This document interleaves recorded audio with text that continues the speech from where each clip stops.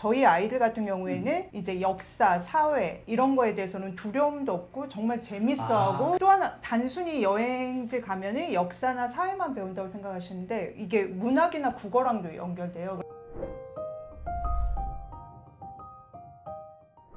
안녕하세요. 대치동 캐슬입니다. 오늘 제 옆에는요 두 분이나 새로운 분이 오셨습니다. 안녕하세요. 안녕하세요. 간단히 자기소개 부탁드릴게요. 안녕하세요. 저는 여행작가 박은하입니다. 안녕하세요. 저는 여행작가 김수진입니다. 땡뚱 맞으실 수 있죠. 저도 압니다. 여행작가님을 너가 왜 불렀냐라고 생각할 수 있겠지만 이 두 분이 이번에 책을 내신 게요. 교과서가 쉬워지는 주말 여행입니다. 느낌이 오시죠? 학생들이 하루 종일 앉아있다고 공부를 하는 게 아니잖아요. 그리고 우리가 흔히 리프레시 하려고 여행을 간다고 하는데 기왕이면 공부에 도움이 되는 여행이면 좋지 않을까라는 마음에 이 책이 나온 것 같거든요. 저는 실은 태어나서 여행 작가님을 처음 만나요. 어떻게 하게 되셨어요?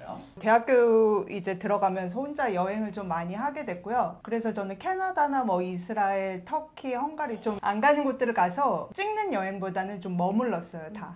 그래야지 이제 생활을 볼 수 있으니까. 그러면서 아, 내가 되게 우물한 개구리였구나. 그걸 되게 많이 느꼈고요. 그래서 여행을 통해서 내가 지금 학교에서 배웠던 것보다 되게 많은 거를 배우고 자극도 받고 내가 점점 성장하는 걸 느꼈어요. 그런데 20대 초반에는 이제 뭐 직업은 제가 바로 여행 작가를 한 건 아니었고 뭐 유명한 외국 기업 이제 홍보하는 일도 했었고 CNN 뉴스 번역도 했었고 이런 쪽 일을 하다가 아무래도 난 여행에 대한 갈망이 너무 크다. 그래서 여행 쪽으로 일을 해야 되겠다 생각했고 그때 참 잘 선택한 게 지금까지도 20년 제가 가까이 하고 있는데 정말 나를 아직도 가슴 설레게 하는 그런 일을 하고 있다. 그래서 되게 만족하는 직업 중 하나입니다. 저도 생각해보면은 어렸을 때 부모님께서 저를 진짜 많이 어디를 같이 여행을 다녔었어요. 정말 이게 진짜 기억이 남는 게 고등학교 3학년 때였는데 수능을 한 100일 정도 앞두고 북한의 금강산 글짓기 대회가 있었거든요. 서울시 교육청에서 네. 각 학교마다 한 명씩 이렇게 불렀어요. 근데 네.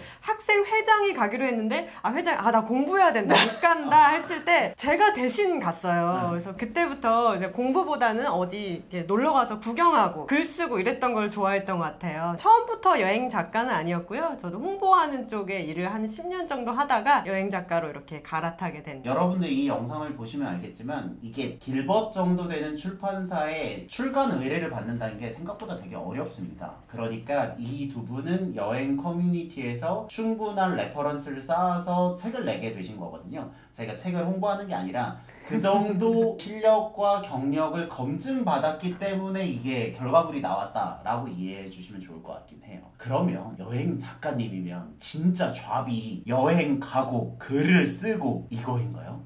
네, 맞습니다. 어떻게 일을 하세요, 주로? 저 같은 경우에는 원래 시작은 이제 잡지사의 여행 기자로 일했었고요. 이제 아이를 낳고 키우면서 프리랜서 여행 작가로 전향했는데 현재 같은 경우에 이제 책도 쓰고 있고 한국관광공사 같은 곳에 이제 작업 의뢰를 받아서도 하고 있고 뭐 라디오 방송이나 강연이나 이런 것도 나가고 그렇게 하고 있습니다. 작가님은요? 보통 여행 작가라고 하면은 너 여행도 가고 돈도 벌고 좋겠다 이 말 진짜 많이 듣거든요. 근데요 여행 가는 건 좋지만 또 여행 작가들은 또 엉덩이가 무거워야 됩니다. 써야 되니까요. 여행 갔다 온 거를 또 콘텐츠로 써야 되는데 저는 처음에 이제 회사를 다니면서 블로그에다가 여행 기록을 시작했어요. 그래서 그게 시작이 됐었고 어떻게 하다 보니까 책도 내게 됐었고 저도 뭐 여행 라디오 방송에서 리포터로 이제 활동한 지 벌써 6년이 넘었거든요. 그래서 그런 활동도 하고 있고 뭐 잡지나 기내지 같은 곳에 뭐 신문에도 여행 칼럼 같은 거 그런 활동을 하고 있습니다. 그냥 여행 작가라고 해서 여행을 잘해서 되는 게 아니라 기본적으로 글을 잘 쓰는 베이스 위에 여행이라는 테마가 얹어져서 이게 여행 작가가 되는 거군요. 글은 누구나 다 쓸 수 있는 수준이라고 생각을 해요. 이게 뭐 창작하는 글이 아니기 때문에. 그래서 뭐 정보를 조금 더 뭐 세심하게 잘 챙긴다거나 이런 성실함이 가장 기본 베이스가 되어야 되는 것 같아요. 그러면 이제 그 두 분이서 이번에 교과서가 쉬워지는 주말 여행이라고 약간 공부에 도움이 되는 여행을 쓰셨단 말이죠. 이렇게 주변에서 물어보면 기왕 갈 거 공부에 도움이 되는 여행지는 어디예요? 이런 니즈가 많나요? 저 같은 경우에는 아무래도 저 두 아이의 엄마다 보니까 지금 초등학생, 중학생이거든요. 특히 제 나이 또래들이 이제 여행을 많이 하던 사람들이어서 부모도 여행에 대한 욕구가 있는데 이제 이왕이면 아이들 데리고 갈 때 아이들한테 좀 뭔가 도움이 되고 교육적으로 부모들 마음은 그렇잖아요. 여행 갔지만 그래도 뭐 하나 우리 아이가 배우고 좀 얻어서 오면 좀 나도 여행해서 좋고 아이도 배워서 얻는 게 있으니까 좋고 이런 마음이 있어서 저희 책이 그런 니즈에 딱 맞았는지 제 주변에서 엄마들이 특히 반응이 너무 좋았거든요. 이런 책이 꼭 필요했다. 그래서 부모들의 그런 욕심 가득한 마음을 어떻게 보면 놀기는 놀아야 되지만 기왕이면 학업에 도움이 되는 액티비티를 짜자. 네, 그래서 두 가지를 다 얻을 수 있는 책이라고 해서 좋아하더라고요. 박은하 작가님, 이거를 만약에 여행을 할 때 네. 어떤 점을 유의해서 계획을 세워야 되나요? 여행 다들 다 떠나고 싶고 네. 근데 어디로 어떻게 떠나야 될지 모르시는 분들 많으시거든요. 네. 저 같은 경우는 첫 번째로 계절에 맞는 여행지를 선택해요.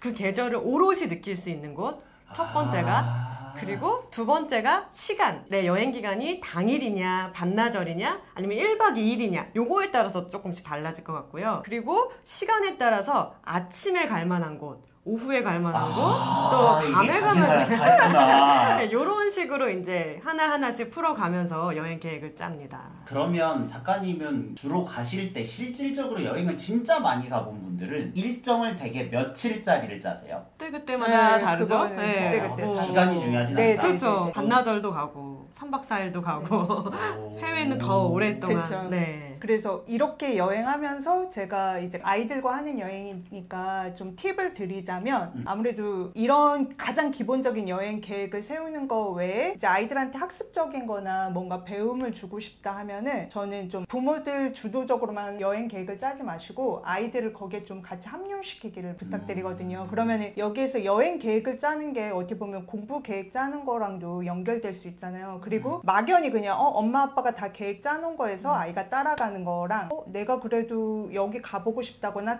하나라도 찾아보고 먼저 약간 예습이랑 비슷한 거죠. 그러니까 하나라도 정보를 얻고 여기 이런 데가 있네 이건 뭐지 이런 궁금증을 가지고 가는 거는 가서 이제 대하는 태도도 많이 다르고 갔다 와서의 결과물도 다르다고 생각하거든요. 그래서 저희가 소개한 게 이제 뭐 영상이나 책 가기 전에 같이 보면 좋을 거 그런 걸 소개한 이유가 이제 그런 걸 조금씩 자연스럽게 억지로 말고 요새는 유튜브에 좋은 영상도 너무 많잖아요. 방송에서 나왔던 좋은 영상이나 이런 것들을 좀 클립으로 애들이 지루하지 않을 정도로 해서 살짝만 흘려주고 가도 그 가서 여행지를 볼 때 태도나 이 받아들이는 흡수력이 달라지는 거죠. 그러니까 자녀 공부에 도움이 되는 여행을 짜더라도 그 여행이 자녀에게 흡수가 돼야 되기 때문에 인볼브하는 그 단계에서 조금이라도 관여할 수 있는 여지를 남겨두라는 거죠. 네, 그게 단순히 뭐 학습을 떠나서 어떻게 보면 크게 보면 인생 사는데 이제 자기 주도적인 거를 해나가는데 하나의 밑거름이 아닐까 저는 여행 작가로서 그렇게 생각합니다. 얘기를 들으면서 제가 생각을 났던 케이스가 뭐냐면 제 주변에서 책을 제일 많이 읽었던 여자 동생이 있는데 그분이 삼국지를 읽고 너무 감명을 받아서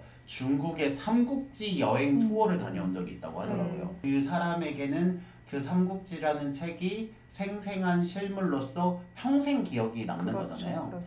그거는 이제 책만 읽은 사람이랑은 좀 다른 느낌의 생생함이 있지 않을까. 그렇죠. 완전 차원이 다른 거죠. 실제로 그렇게 가보시면 아이들이 어떻게 느껴요?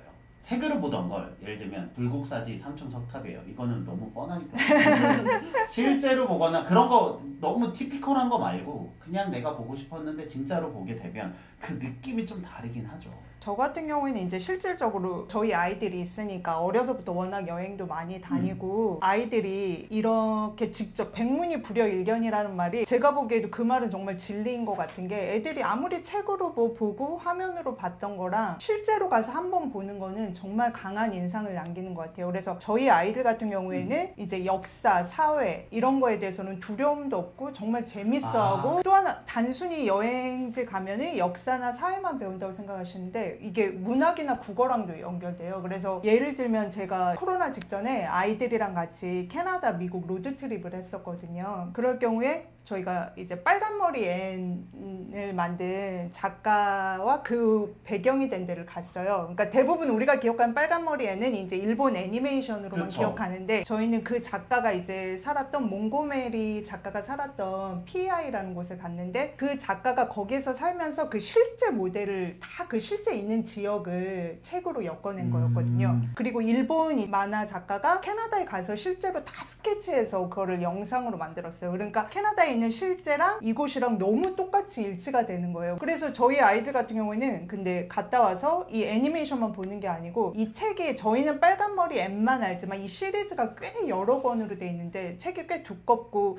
우리나라 한국어로 번역된 거는 이제 3권 정도까지밖에 없는데 아이들이 그걸 찾아서 읽더라고요. 그러니까 그게 읽으라고 하지 않아도 너무 재밌어 하면서 그 봤던 것이랑 이렇게 연결되면서 예를 들어서 만약 오죽헌 같은 곳을 가도 역사적으로도 배우지만 신사임당이라는 사람이 어떤 사람이었는지 이런 거에 대해서 찾아서 또 책을 보고 하니까 이게 우리가 생각하는 것보다 여행지에서 얻게 되는 효과는 단순히 뭐 역사적 사실 오죽헌을 내가 보고 왔다 여기서 그치는 게 아니고 정말 내면적으로 풍성해지고 이게 어떻게 연계되고 예를 들어서 캐나다, 미국 갔을 때는 아이들이 이제 뉴스를 볼 때도 캐나다나 미국 뉴스는 훨씬 관심이 있고 그리고 내가 아는 곳 그러다 보니까 이게 세계사랑도 연결되고 한국사랑도 연결되고 그러면서 세상 보는 눈이 진짜 넓어졌다는 게 저는 몸소에 체험했습니다.